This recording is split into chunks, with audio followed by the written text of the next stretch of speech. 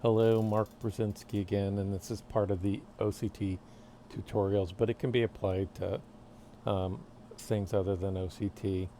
And this talk was sort of inspired by recent events, or but they tend to reoccur. And so, how do you pick the right clinical market for your technology? And the answer, in my opinion, is you don't.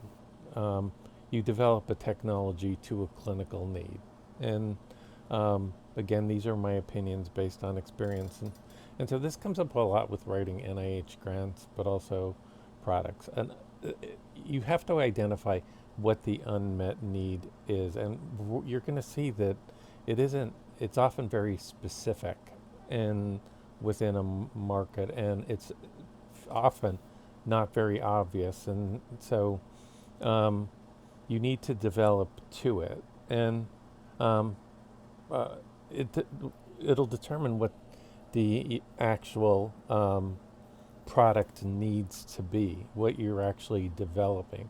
But if you try to take something and then try to find where to apply it, I just haven't seen that be successful, whether it's when you're writing an NIH grant.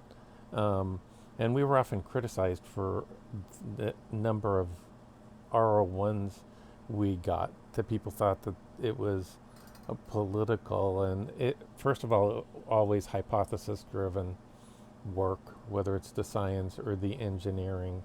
You have to have hypothesis driven engineering. You don't build something unless it's me going at your clinical need. Um, and that's a critical part to it.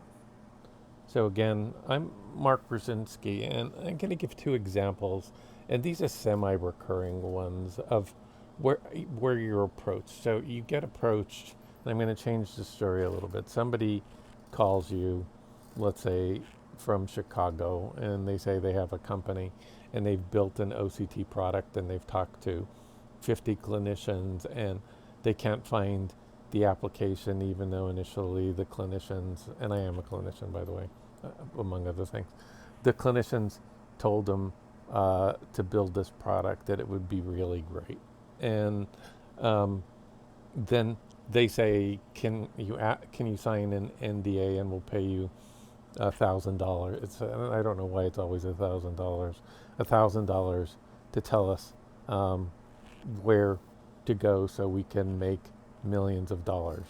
And you get this kind of call pretty regularly. And I start off by saying, there's no way I'm going to sign an NDA. If I talk to you, you would be the one signing the NDA. But in an example that's not related to OCT, is our group ultimately started doing work in kinesiology, kinetics, kinetic chain. So graphic designers call me not uncommonly, and so um, can you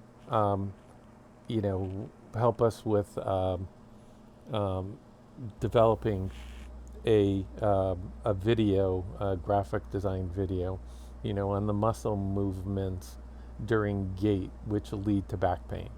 Bad gait patterns, which lead to back pain, how the muscles move, how the stresses are. And they always begin by saying, well, I just do this in medicine for the goodness of my heart. And they want to sell these videos, and they usually offer you like $500 to $1,000, but they're only doing it for the goodness of their heart. And so, I've had so many people try to get me to do this in so many ways. And what the point I'm making is that I know personally numerous graphic designers who can do the video. Knowing what the specific markets are, or knowing the kinesiology um, of the joint, and or of the joints and the muscles, is where the money is. That's the information. And not to say that I don't appreciate graphic designers. I mean, I work in poorly in programs like Photoshop or After Effects, and um, some of the other programs, but I appreciate a great graphic designer. But you have to look at what is the um, let's say the intellectual property here. So, with relative to my background, first of all, critical to the success and that great period we had of um, productivity in the 1990s, in particular, was that I was trained outside of engineering and was a basic scientist, including multiple Nobel laureates. So hypothesis-driven research is what I've learned right from the beginning. It was hammered into my head, and that includes hypothesis-driven engineering. Don't engineer something, don't increase its resolution, don't go after more complicated polarization-sensitive imaging unless there's actually a need for it. And I successfully co-founded Light Lab Imaging with Eric Swanson and Jim Fujimoto. And I've been on so many grant review committees, and so many grants are just rejected after the first paragraph or after the first page because they're not hypothesis driven. We're building this, and then it's going to be applied to cardiology, and 1 million lives are going to be saved. And there's no tangible anything with it. And so I wanted to get down to this in this video of some of these things. So few people repeatedly get successful products to the market or get successful RO1s. And the other thing to point out before I go through this list is once you've introduced a product, change after that is incremental. So you have to get it down in the beginning, because trying to induce change once people have started setting up production and are trying to sell the device, particularly a paradigm shifting change, that's extremely hard to do.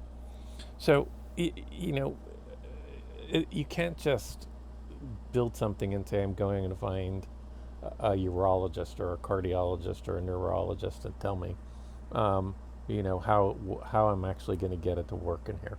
There's so many things involved. And so you have to find the unmet need. You have to understand the technology and its limitations. You have to understand the application of the technology. So if you're looking at Barrett's esophagus, that's a very big lumen.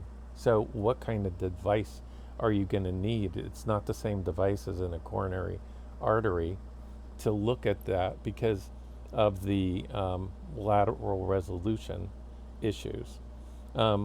Understand the clinical problem and really understand the clinical problem. But you also, for OCT, have to understand the pathology and histopathology, because you need to know what you're trying to get at. If you're trying to get at dysplasia in Barrett's esophagus, then you need to know what that looks like and understand the strengths and limitations of OCT.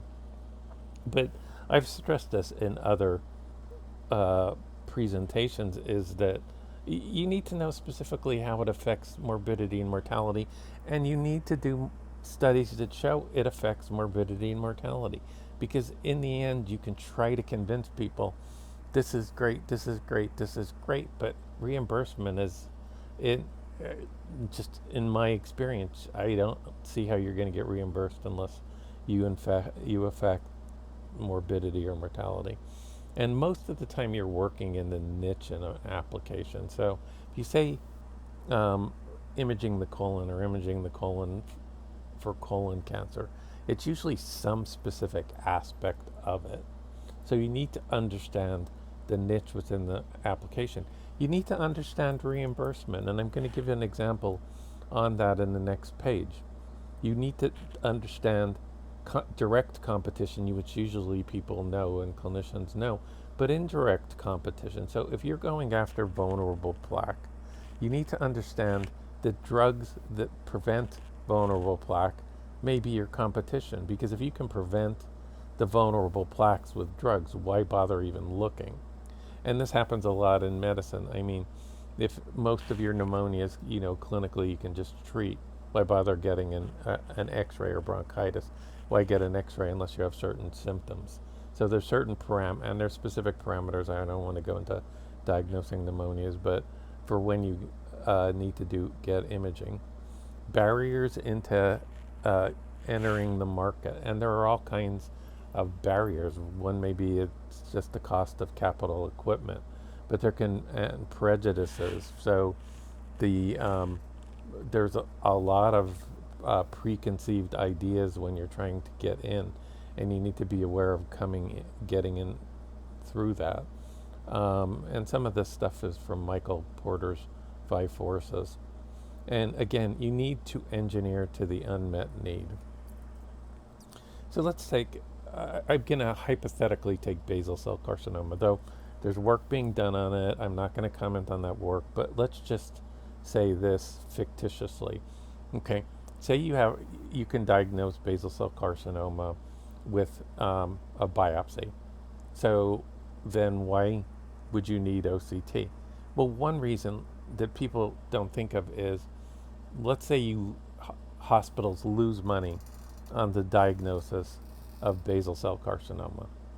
So if you're as good as biopsy, but you're a lot cheaper, then that still is a product. Now, obviously, it still has to affect morbidity and mortality, but the histology has shown you that.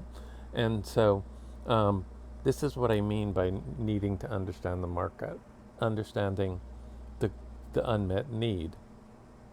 So back in 1999, we published a paper that showed the general areas where OCT was likely to work, but they were very non-specific, broad areas, like in areas where you have sampling errors or you have to do blind biopsies. And they turned out to be, it was pretty accurate. We didn't include tissue engineering until a few years later, but for the most part, we got the right idea. So I'm just going to give two quick examples. Let's start off with Barrett's esophagus. So published this paper in Barrett's esophagus back in 2000 and had commented on it earlier. And if you have to screen patients with Barrett's esophagus. You have to find it first and then screen patients for Barrett's esophagus for dysplasia because it has a high incidence of adenocarcinoma, and it occurs in patients who have reflux. But I would not go after a product, an endoscope, where you're diagnosing dysplasia early on.